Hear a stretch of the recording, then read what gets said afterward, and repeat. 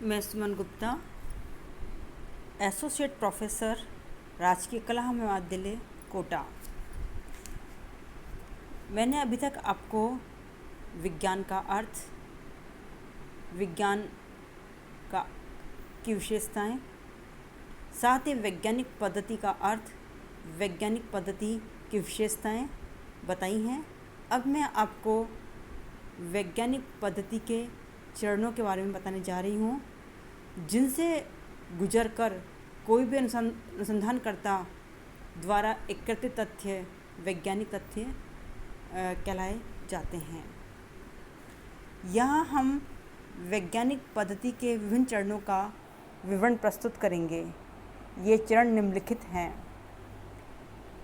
समस्या का चुनाव, अध्ययन के उद्देश्यों का निर्धारण, प्राकल्पना का निर्माण, अध्ययन क्षेत्र एवं अध्ययन की इकाई का निर्धारण, अध्ययन पद्धतियों एवं यंत्रों का चुनाव, अवलोकन एवं तथ्यों का संकलन, तथ्यों का वर्गीकरण, विश्लेषण एवं व्याख्या, सामान्यीकरण, जांच या पुनर्परीक्षण, भविष्यवाणी।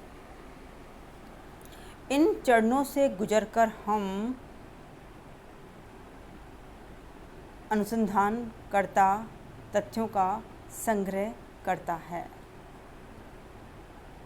सर्वप्रथम अध्ययनकर्ता को किसी समस्या का चुनाव और उससे संबंधित साहित्य या उपलब्ध सूचनाओं का अध्ययन करना होता है।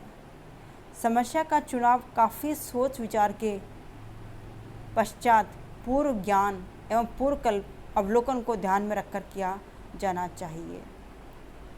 समस्या का चुनाव कर लेने के पश्चात अध्ययन के उद्देश्यों का निर्धारण किया जाता है। ये उद्देश्य सामान्य और विशिष्ट दोनों प्रकार के हो सकते हैं। समस्या का चुनाव हो जाने के पश्चात प्राकल्पना का निर्माण किया जाता है। प्राकल्पना एक काम चलाऊ निष्कर्ष या सामान्यीकरण है, जिसकी सत्यता की परीक्षा करना शेष है। प्राकल्पना अध्ययन की दिशा और क्षेत्र निर्धारित करने में योग देती है। अध्ययन क्षेत्र एवं अध्ययन की इकाई का निर्धारण भी वैज्ञानिक पद्धति का एक प्रमुख चरण है। अध्ययन क्षेत्र को निश्चित कर लेना इस दृष्टि से आवश्यक है कि अध्ययनकर्ता स्वयं ये जान ले कि उसे किस क्षेत्र का अध्ययन करना है, ताकि वह व्यर्थ की सामग्री एकत्रित करने से बच सके।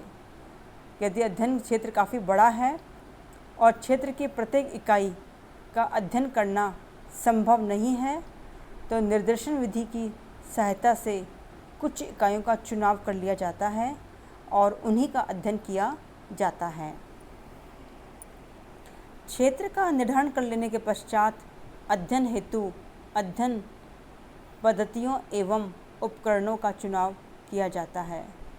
अध्ययनकर्ता के उद्देश्यों एवं प्रकृति को ध्यान में रखकर ये निश्चित करता है कि उसे सूचनाएं एकत्रित करने के लिए साक्षात्कार विधि, अनुसूची अथवा प्रश्नावली का प्रयोग करना है, या वैयक्तिक अध्ययन पद्धति या किसी अन्य विधि का।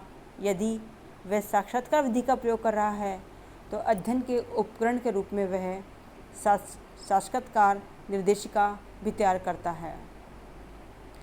अब विषय सामग्री या घटना का सूक्ष्म एवं सावधानीपूर्ण अवलोकन किया जाता है एवं तथ्य संकलित किए जाते हैं।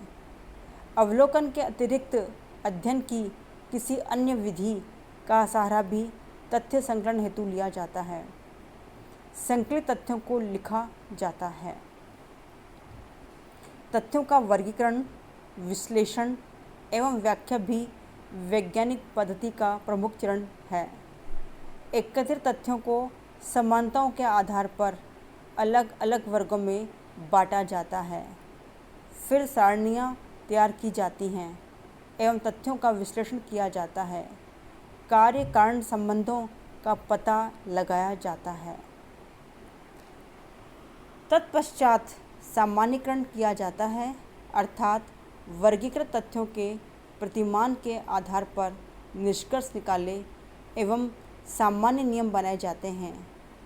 इन्हीं सामान्य नियमों को वैज्ञानिक सिद्धांत कहा जाता है। फिर सामान्य नियमों की जांच एवं पुनर्परीक्षण किया जाता है। निष्कर्षों एवं नियमों की जांच की जाती है। यह पता लगाया जाता है कि वे सार्वभौमिक रूप में सही हैं या नहीं, अथवा उनमें किसी प्रकार के संशोधन की आवश्यकता है। तत्पश्चात एकत्रित तथ्यों से प्राप्त निष्कर्षों के आधार पर भविष्यवाणी की जाती है।